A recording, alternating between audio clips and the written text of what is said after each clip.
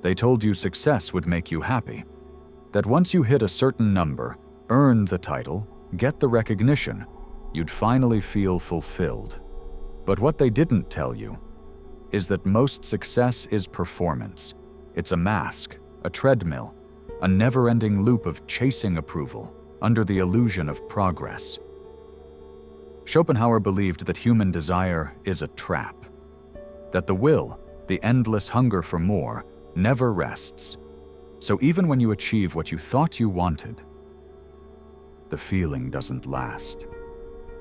Because it was never about the goal. It was about escaping the discomfort of stillness. And society profits from that restlessness. Success, as society defines it, is rarely about personal growth. It's about optics, applause, appearances. You work not to become better, but to be seen as better. And the moment you slow down, you're told you're falling behind. Schopenhauer argued that this constant striving creates a life of agitation, not joy, because we are wired to want, not to have. And once we get what we want, the desire morphs. We feel empty again. That's why so many successful people are miserable.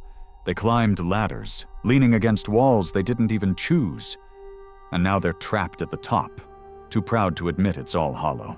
You were conditioned to believe that ambition equals purpose, that constant progress is proof of your value. But Schopenhauer warned, purpose born from blind desire leads to suffering, because society doesn't care what you want. It tells you what to want. And once you adopt its version of success, you become part of its machinery. Your dreams are no longer your own. They're products, marketed, measured, monetized. The house, the status, the lifestyle, it all serves the same master. Comparison. And comparison is the death of peace. You don't chase success because it fulfills you. You chase it because you fear what happens if you stop. You keep moving, not because you're inspired, but because stopping feels like death. Rest triggers guilt. Silence feels like failure. That's not ambition, that's fear, disguised as productivity. Schopenhauer believed true peace doesn't come from adding more. It comes from needing less. But society programs you to crave endlessly, so you'll consume endlessly. It tells you you're never enough unless you're doing more, earning more, being more. And so you spend your life chasing a version of success that was never yours to begin with. Success becomes a prison made of achievements. And the worst part? You built the walls yourself, brick by brick, with every compromise you called progress. Even your self-worth gets outsourced, tied to promotions, to likes, to status. Society doesn't ask if you're fulfilled, it only asks if you're impressive. Schopenhauer argued, "We are prisoners of the will, forever chasing, never resting." And the real tragedy? Most don't even question what they're chasing. They inherit goals like debt, graduate, work, climb, buy, repeat. No pause, no purpose, just performance. The system rewards exhaustion because tired people don't rebel, they just keep running. And the more you achieve, the more you're expected to achieve. Success becomes a punishment, rewarding you with pressure, not peace. You weren't born to chase a checklist. Yet that's exactly what society hands you. Pre-packaged dreams sold as ambition, a job title, a car, a partner, a house, and every time you check a box, the high fades faster. Because it was never yours, you confuse achievement with alignment. But they're not the same. Schopenhauer believed, real happiness isn't found in having, it's found in escaping the need to have. But society thrives on your discontent. Your restlessness funds industries. Your anxiety sells solutions. The lie isn't just what success is, it's that you need it to feel whole. You don't. And once you see that, the spell breaks. The saddest part?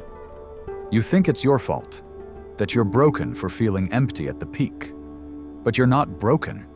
You're awake. Society teaches you to blame yourself when the script fails to deliver. Not the script. It says, work harder, hustle more, push past the void. But Schopenhauer would ask, why are you running towards something that keeps running from you? Because the truth is brutal. Success doesn't cure the human condition. It hides it. It distracts you just long enough to avoid the deeper question, who are you without all this? Without the image, the race, the applause? Do you even know? You were never taught how to define success for yourself. Only how to inherit someone else's version of it. That's why most people live as actors, performing roles they never auditioned for. They look successful, but feel empty. They smile for cameras, but ache in silence. Because deep down, something feels off. Schopenhauer believed that the more we chase desire, the more we suffer. But society thrives on your confusion. It bombards you with images of winning, so you never question the rules. So you keep running, not toward freedom, but away from reflection. And that's the real trap, being too busy to ever wake up. Success is the new religion, and its gods are productivity, image, and hustle. But what if the entire system is built on distraction? Schopenhauer believed that true peace begins when desire ends. But how can you stop desiring when society constantly feeds it? The algorithm knows your fears. It sells you confidence. It knows your emptiness. It sells you achievement. The game isn't designed for you to win. It's designed for you to keep playing. And in playing, you forget to question. You forget to feel. You forget to live. Until one day you wake up and realize you've built a life that looks good, but feels like nothing. Success is the new religion, and its gods are productivity, image, and hustle.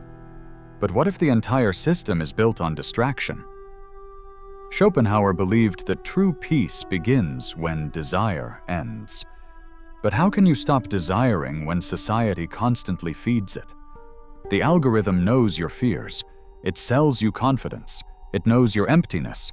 It sells you achievement. The game isn't designed for you to win. It's designed for you to keep playing.